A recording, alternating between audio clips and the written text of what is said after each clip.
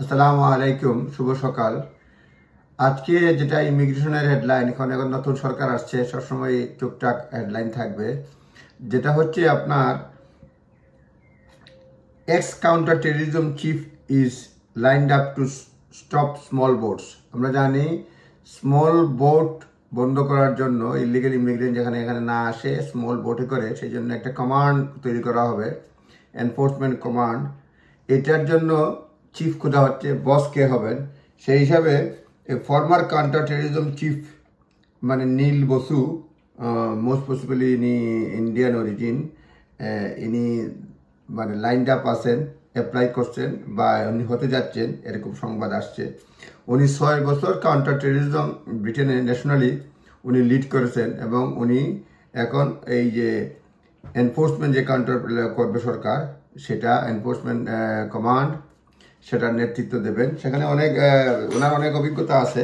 এখানে বলছেন Neil Basu, former head of UK counter terrorism policing network, is the leading candidate to head the Home Secretary's new Border Security Command. এটা নতুনটা হবে border security command. এটার জন্য line up আছেন, প্রথমেই আছেন ইভেট কুপার, এস্টাবলিশিং দি new unit, নতুন unit করতেছেন two tackle দি smuggling gang behind small boat crossing. মানে স্মাগলিং গ্যাংদের ধরা হবে, এটা নতুন যেটা পলিসি, এটা স্মাগলিং গ্যাংদেরকে ধরা হবে। Boso ran the national command when the threat from Islamic State was a high tempo.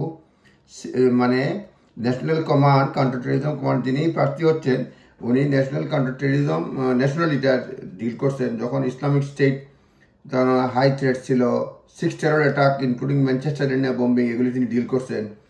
He was credited for his leadership, এবং লিডারশিপের জন্য প্রশংসা পেয়েছেন। ইম্প্রুভিং প্রিভেন্ট স্ট্র্যাটেজি উনি ইম্প্রুভ করেছেন। He has previously said that small boat issue must be approach in the small way.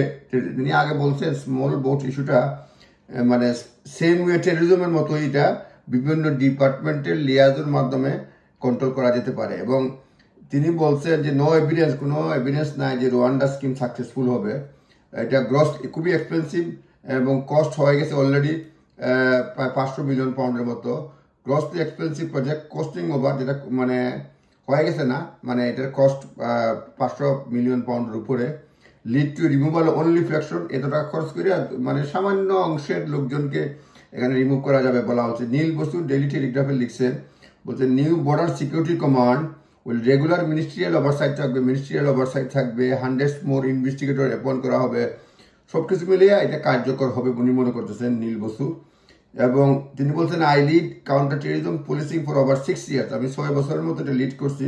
It is a model of close partnership with intelligence agencies, government and multiple partners. এটা একটা হচ্ছে বলছেন model close partnership থাকে intelligence agency এবং সরকার বিভিন্ন বিভাগের মধ্যে। এবং স্যার কিয়ার স্টারমার স্পিচে বলছেন যে ক্ষমতা নেওয়ার পরপরই যেটা রুয়ান্ডার ডিলটা মরা এবং বারিক এবং কবরস্থ হয়ে গেছে, এবং এটাকেই মাইগ্রেন্টদেরকে কিভাবে ডিল করা যায়, এই one of his first act as prime minister. এইসব মানে ডিঙ্গি নৌকা দিয়ে বাড়ি দিয়ে আসে, সেসব ব্যাপারে বলছেন এটা ওয়ান অফ দি মানে প্রথম অ্যাক্ট আর কি। তিনি এখানে লেখা আছে নিউ লেজিসলেশন উইল গিভ, মানে কিংস স্পিচ হবে 17 জুলাই, তখন নতুন আইন করা হবে। এবং নতুন আইনে new legislation will give the police, border force and intelligence officer working under new border security command power to treat people smuggling like terrorist.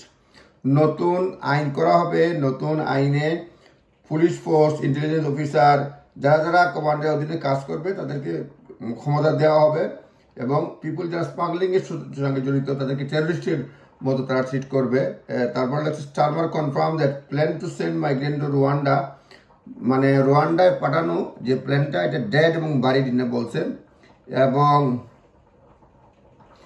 Prime মিনিস্টারের অফিসিয়াল স্পোক্স পার্সন বলছেন যে যারা ইউকেতে আসছে স্মল বোটে, তাদেরকে এখন তারা অ্যাসাইলাম এখন ক্লেম করতে পারবে। এটা বলা হচ্ছে those arriving in the UK on small boat would now have right to claim asylum তারা ক্লেম করতে পারবে। তারপরে অলরেডি বলা হয়েছে first migrant to cross channels, labour ভিক্টোরির পরেও মানে অলরেডি নৌকায় লোকজন আসছে। এবছর সোফার 13,574 জন মাইগ্রেন্ট অ্যারাইভ করছে ইউকে, চ্যানেল ক্লোজ করে। এখন দেখা যাক কি হয়। আপনারা ভালো থাকবেন।